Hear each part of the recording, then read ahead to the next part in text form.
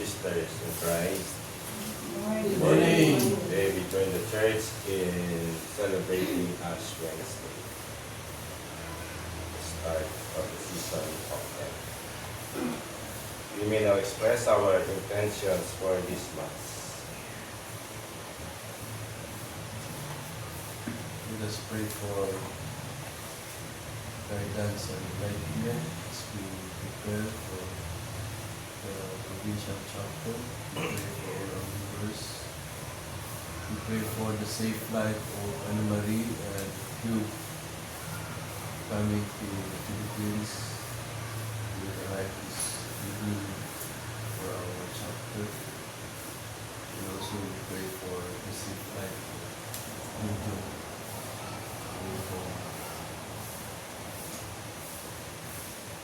The birthday of Jasmine and Manis.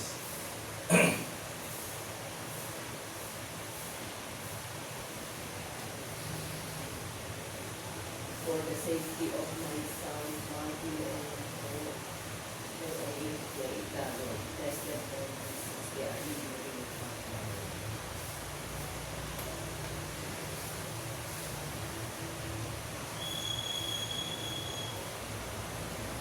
For the eternal rest of our beloved loved ones who have gone ahead of us, the souls enrolled in the Carmelite Society of Prayer, the souls in Purgatory, and the forgotten souls.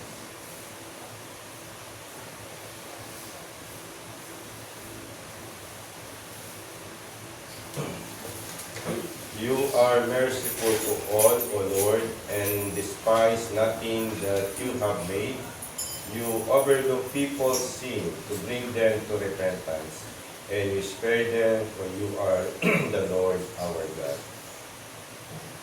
In the name of the Father, and of the Son, and of the Holy Spirit, Amen. the Lord be with you. And with your spirit. Let us pray.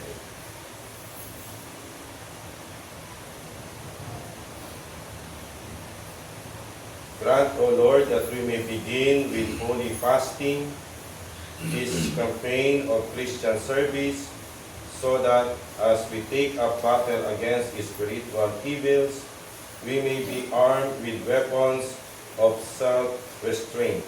For our Lord Jesus Christ, your Son, who lives and reigns with you in the unity of the Holy Spirit, God, forever and ever. Amen. Now, first, pray the Psalms.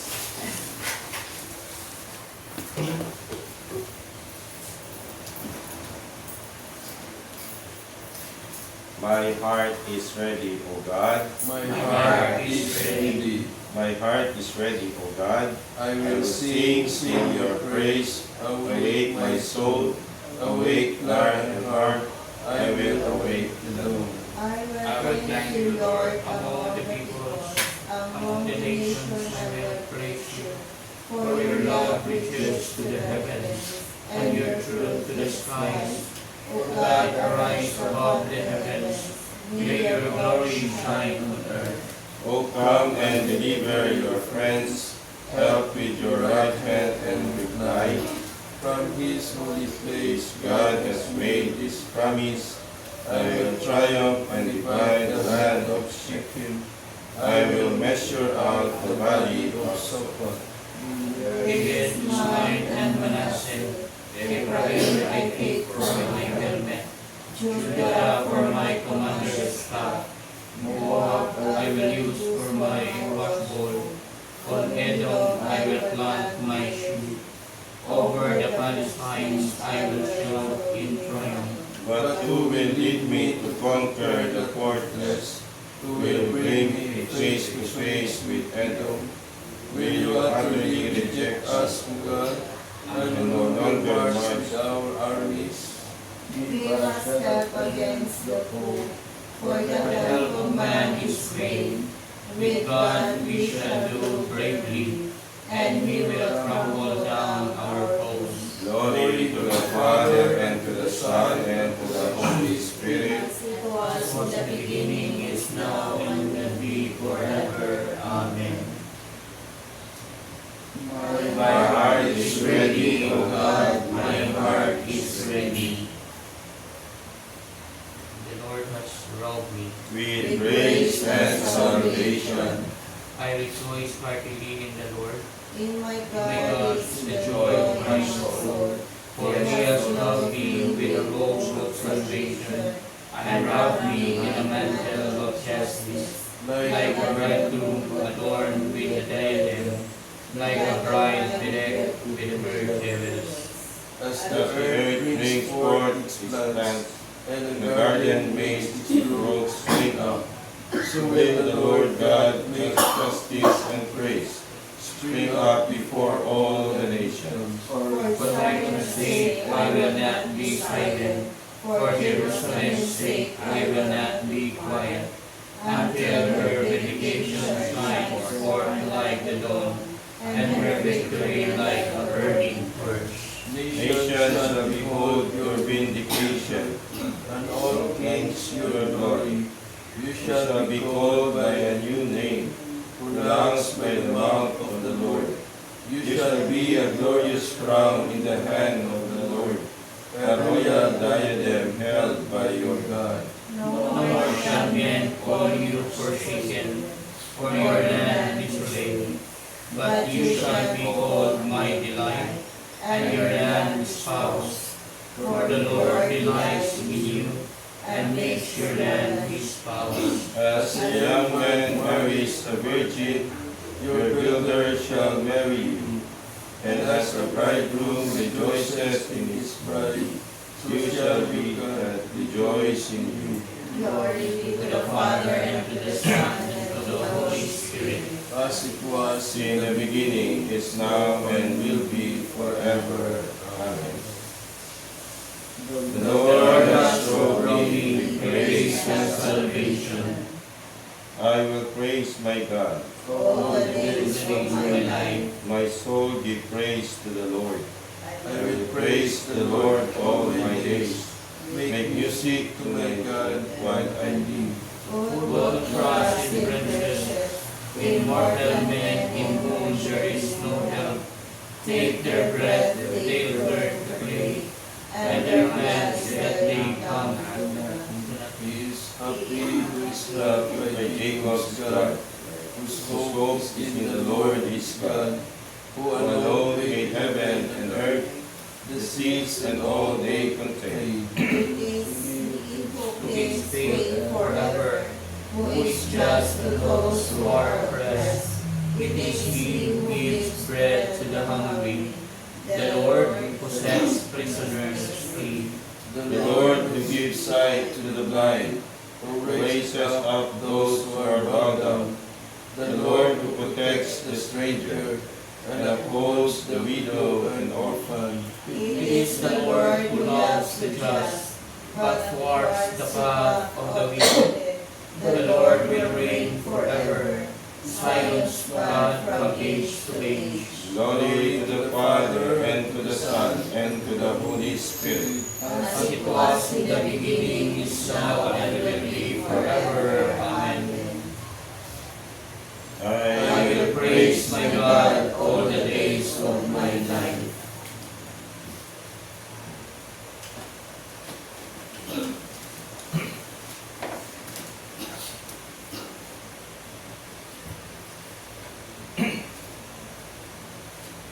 A reading from the book of the prophet Joel. Even now, says the Lord, return to me with your whole heart, with fasting and weeping and mourning. Rend your hearts, not your garments, and return to the Lord your God. For gracious and merciful is He, slow to anger, rich in kindness, and relenting in punishment. Perhaps He will again relent and leave behind Him a blessing, offerings, and libations for the Lord our God. Blow the trumpet in Zion, proclaim a fast, call an assembly, gather the people, notify the congregation, assemble the elders, gather the children and the infants at the breast. Let the bridegroom with his womb, and the bride her chamber. Between the porch and the altar, let the priest the ministers of the Lord weep and say, Spare, O Lord, your people, and make not your heritage reproach. With the nations ruling over them, why should they say among the peoples, Where is their God? Then the Lord was stirred to concern for his land and took pity on his people. The word of the Lord. Thanks be to God. Be merciful, O Lord, for we have sinned. Be merciful, O Lord, for we have sinned. Have mercy on me, O God, in your goodness, in the greatness of your compassion, wipe out my offense. Be merciful, O Lord, for we have sinned. For I acknowledge my offense, and my sins is before me always. Against you only have I sinned, and done what is evil in your sight. Be merciful, O Lord, for we have sinned. A clean heart create for me, O God, and steadfast spirit renew within me. Cast me not out from your presence, and your Holy Spirit take not from me. Be merciful, O Lord, for we have sinned. Give me back the joy of your salvation, and a willing spirit sustain in me. O Lord, open my lips, and my mouth shall proclaim your praise. Be merciful, O Lord, for we have sinned.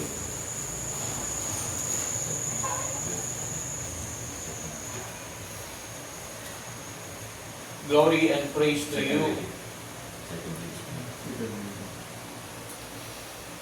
A reading from the second letter of Paul to the Corinthians.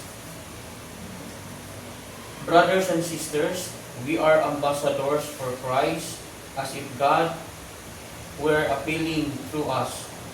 We implore you on behalf of Christ, be reconciled to God.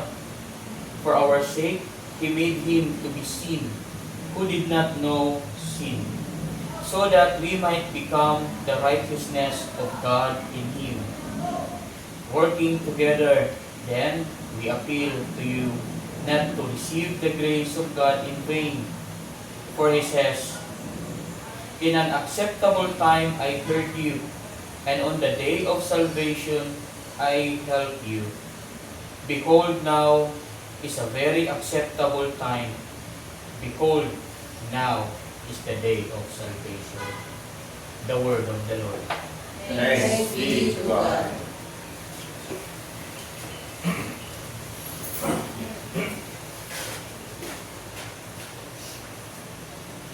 Glory and praise to you, O Christ. If today you hear His voice, harden not your hearts. Glory and praise to you, O Christ. The Lord be with you. And with your A spirit. reading from the Holy Gospel according to Matthew. Glory to you, O Lord. Jesus said to his disciples, Take care not to perform righteous deeds in order that people may see them. Otherwise, you will have no recompense from your heavenly Father. When you give alms, do not blow a trumpet before you, as the hypocrites do in the synagogues and in the streets to win the praise of others. Amen, I say to you, they have received their reward. But when you give alms, do not let your left hand know what your right is doing, so that your almsgiving may be secret. And your Father who sees in secret will repay you. When you pray, do not be like the hypocrites, who love to stand and pray in the synagogues and on the street corners, so that others may see them. Amen, I say to you, they have received their reward. But when you pray, go to your inner room, close the door, and pray to your Father in secret. And your Father who sees in secret will repay you. When you fast, do not look gloomy like the hypocrites. they neglect their appearance, so that they may appear to others to be fasting. Amen, I say to you, they have received their reward. But when you fast, anoint your head and wash your face, so that you may not appear to be fasting, except to your Father who is hidden. And your Father who sees what is hidden will repay you. The Gospel of the Lord. Praise to you, Lord Jesus Christ. Gandang umaga po sa ating lahat.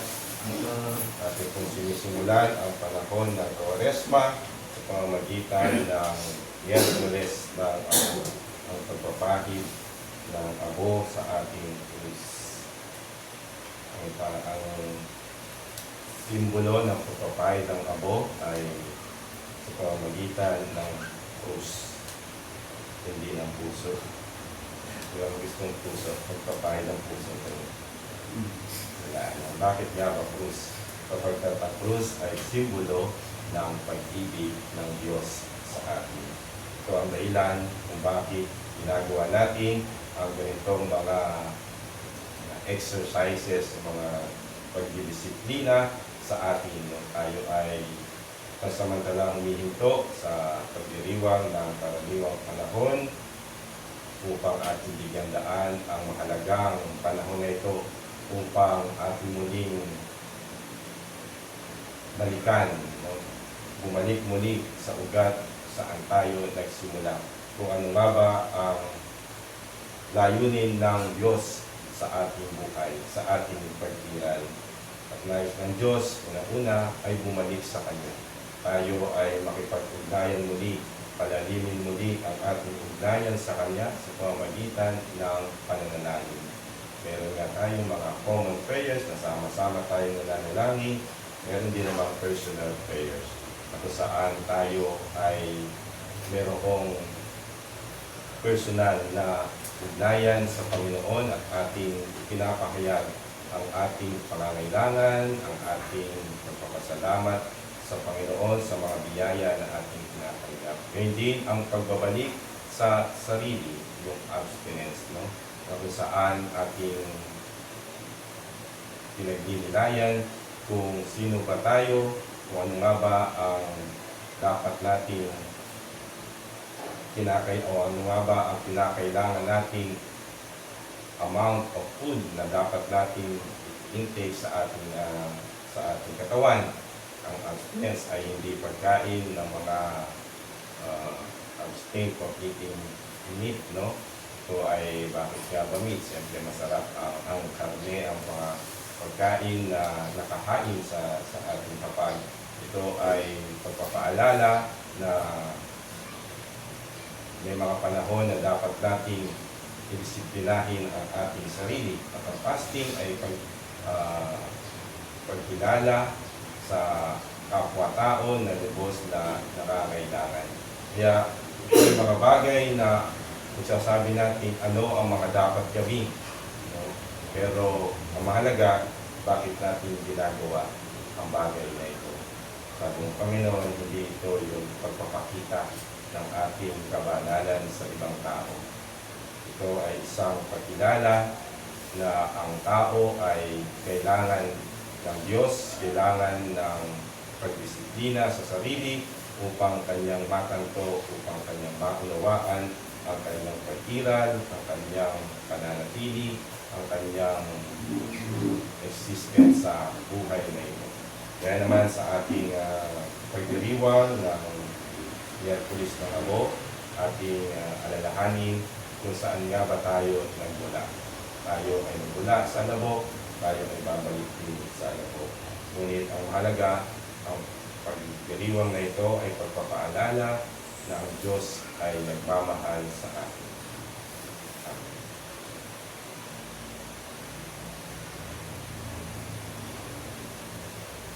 Blessing and distribution of classes. Dear brothers and sisters, let us humbly ask God our Father that He be pleased to bless with the abundance of His grace these ashes, that which we will put on our heads in penitence. O God, who are moved by acts of humility and respond with forgiveness to works of penance, lend your merciful ear to our prayers, and in your kindness pour out the grace of your blessing on your servants who are marked with these ashes, that as they follow the Lenten observances, they may be worthy to come with minds made pure to celebrate the Paschal mystery of your Son, through Christ our Lord. Amen.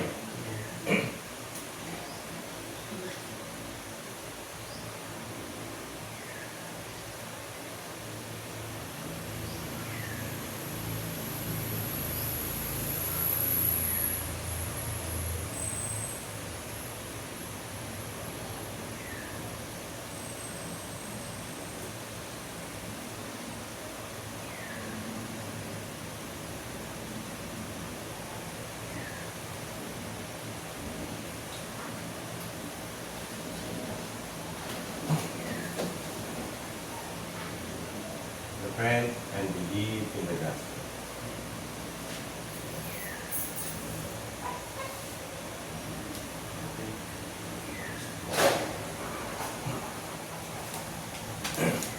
Repent and believe in the gospel. Amen.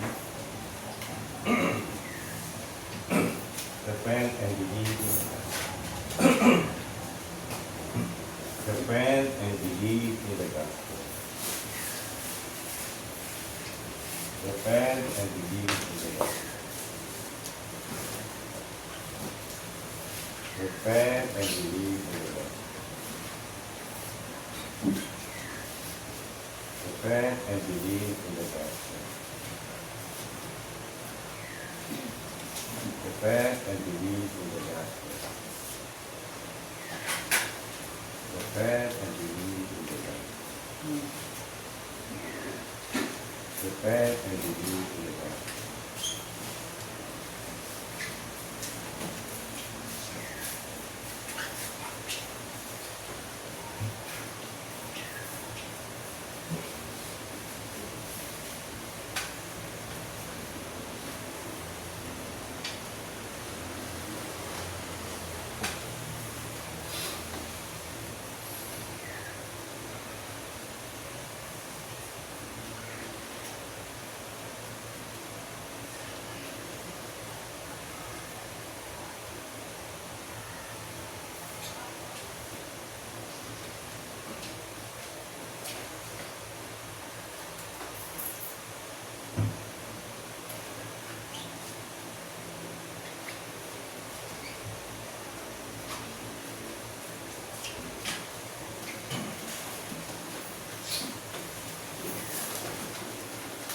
Today, God our Father brings us to the beginning of Lent.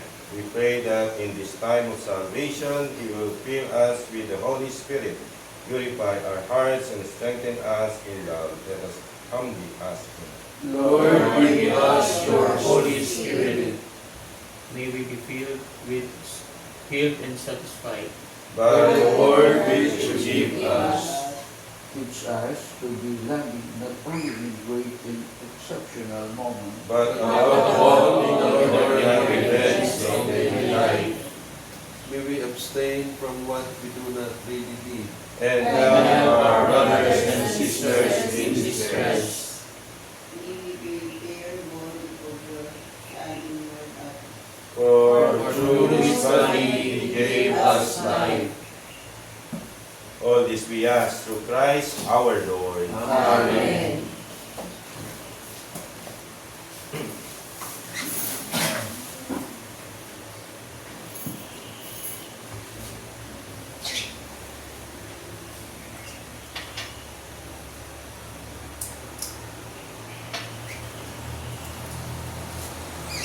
Blessed are you, Lord God of all creation, for through your goodness we have received the bread we offer you, fruit of the earth and work of human hands, that will become for us the bread of life. Blessed be God forever.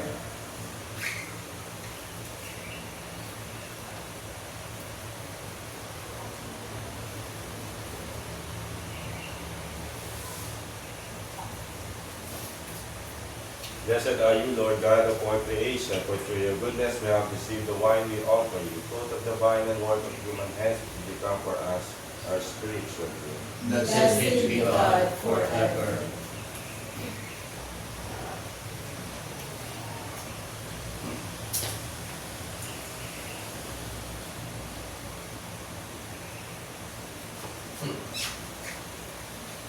Pray, brothers and sisters, that our sacrifice may be acceptable to God, the Almighty Father. May the Lord accept the sacrifice at your hands, for the praise and the glory of his name, for our good and the good of all his holy church.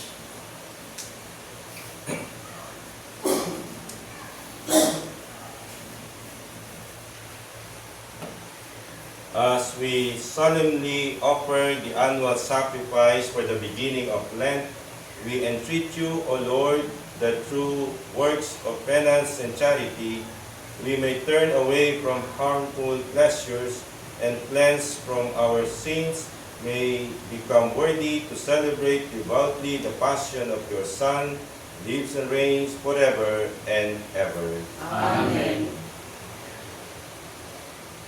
The Lord be with you. And with your Lift spirit, up your hearts. we lift it up to the Let us Lord. give thanks to the Lord our God. It is right and just. It is truly right and just, our duty and our salvation, always and everywhere to give you thanks, Lord, Holy Father, Almighty and eternal God. For you will that our self-denial should give you thanks, humble our sinful pride, contribute to the feeding of the poor, and so help us imitate you in your kindness. And so we glorify you with countless angels, as with one voice of praise we acclaim. Holy, holy, holy Lord God of hosts, heaven and earth are full of your glory. Hosanna in the highest. Blessed is he who comes in the name of the Lord. Hosanna in the highest.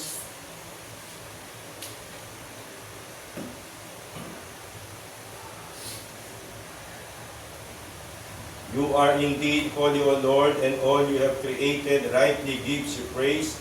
For through your Son, our Lord Jesus Christ, by the power of the and working of the Holy Spirit, you give life to all things and make them holy. And you never cease to gather a people to yourself, so that from the rising of the sun to its setting, a pure sacrifice may be offered to your name. Therefore, O Lord, we humbly implore you, by the same Spirit, graciously make holy these gifts we have brought to you for consecration, that they may become the body and blood of our Lord Jesus Christ, at whose command we celebrate these mysteries. For on the night he was betrayed, he himself took bread. Giving thanks, he said a blessing, broke the bread, and gave it to his disciples, saying, "Take this, all of you, and eat of it. For this is my body, which will be given up for you."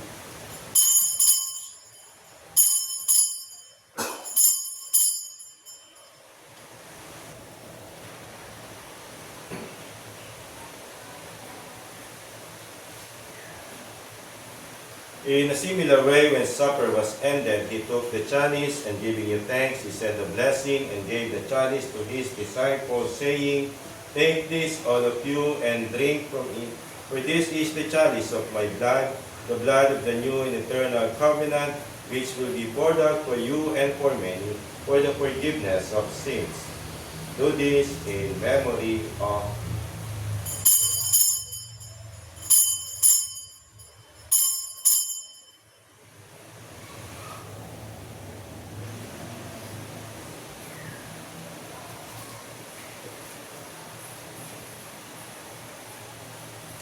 the mystery of faith.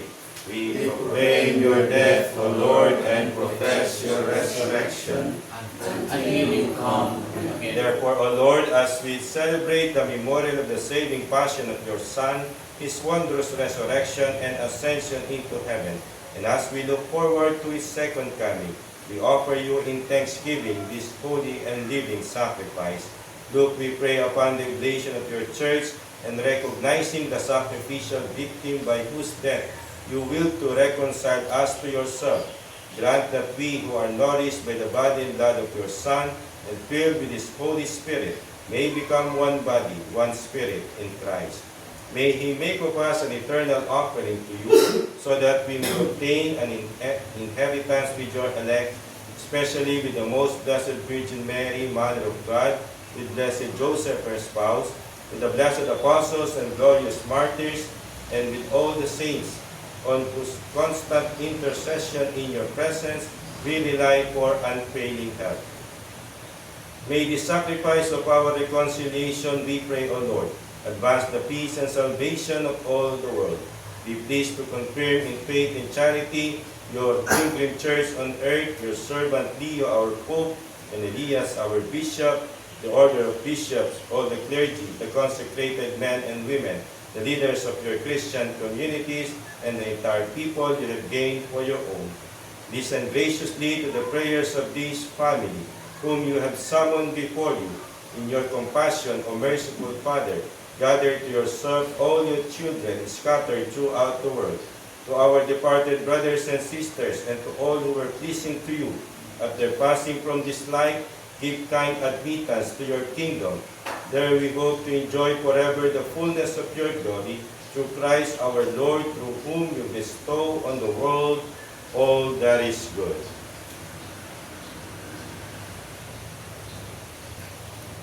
Through Him, and with Him, and in Him, O God, Almighty Father, in the unity of the Holy Spirit, all glory and honor is yours forever and ever.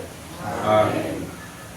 At the Savior's command and formed by divine teaching, we dare to say, Our Father, who art in heaven, hallowed be thy name. Thy kingdom come, thy will be done on earth as it is in heaven.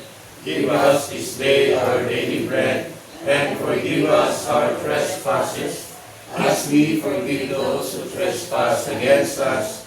And lead us not into temptation, but deliver us from evil. Deliver us, Lord, we pray, from every evil. Graciously grant peace in our days, that by the help of your mercy, we may be always free from sin and safe from all distress, as we await the blessed hope in the coming of our Savior, Jesus Christ. For the kingdom, the power, and the glory are yours, now and forever. Lord Jesus Christ, who said to your apostles, Peace I leave you, my peace I give you. Look not on our sins, but on the faith of your church, and graciously grant her peace and unity in accordance with your will, live and reign forever and ever. Amen. Peace of the Lord be with you always. And with your spirit. Let us offer each other the sign of peace. Peace be with you. Lamb of God, You take away the sins of the world, have mercy on us. Lamb of God, you take away the sins of the world, have mercy on us. Lamb of God, you take away the sins of the world, grant us peace.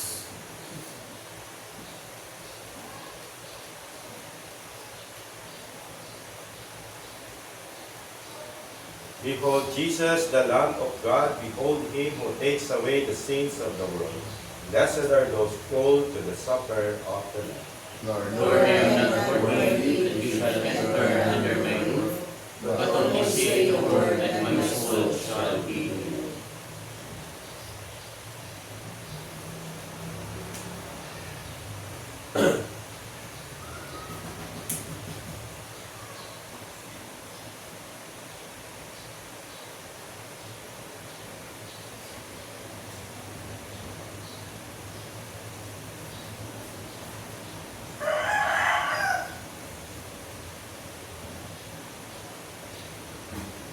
The body and blood of Christ. Amen.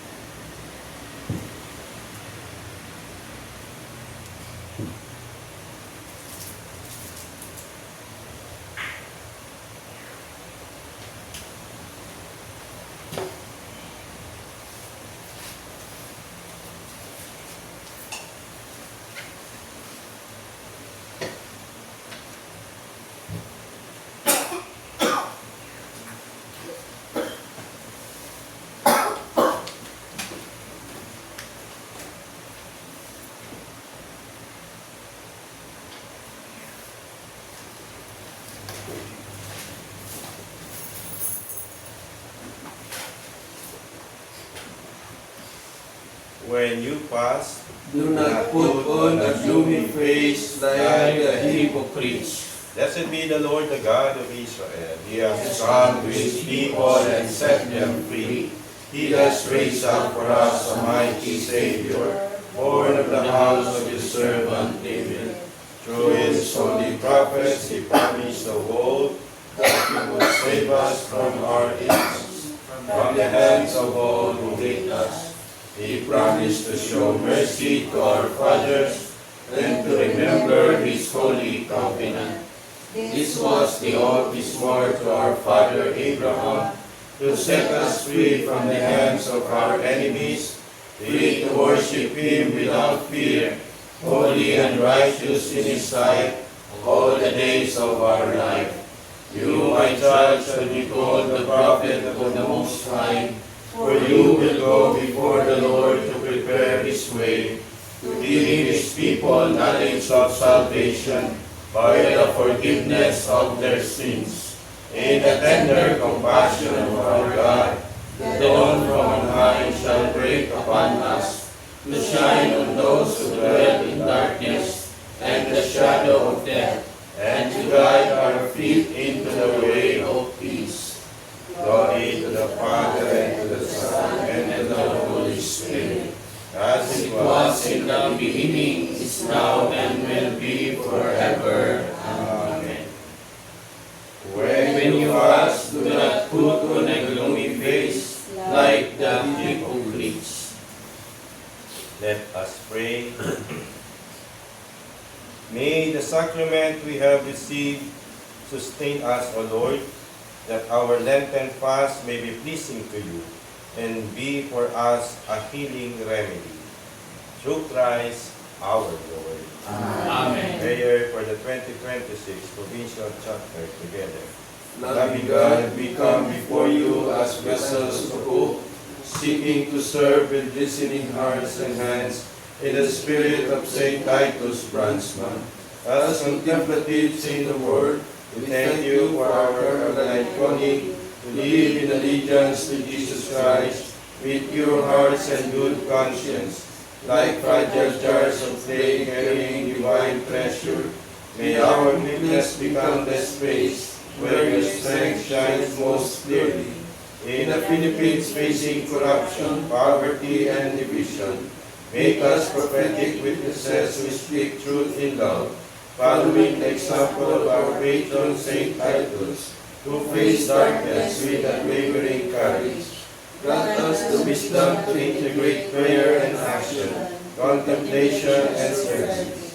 May our 2026 Provincial Chapter be guided by your Spirit to address the urgent needs of our time with both prophetic courage and pastoral compassion.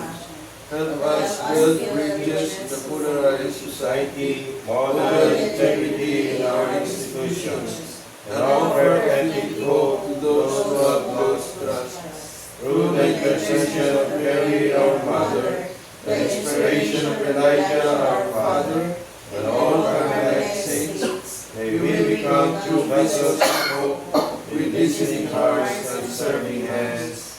We ask these through Christ our Lord. Amen. We welcome Father Ken to come back to the Philippines and to the community.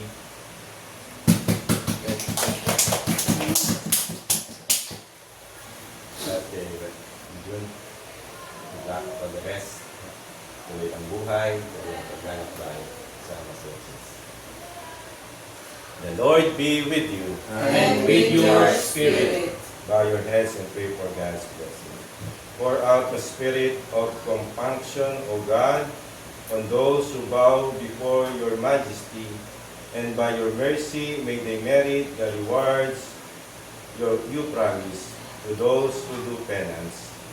Through Christ our Lord. Amen. May the Almighty and merciful God bless us all, Father, the Son, and the Holy Spirit. Amen. As has been offered, we go in peace. Thanks be to God. Vites gloria, splendor celi,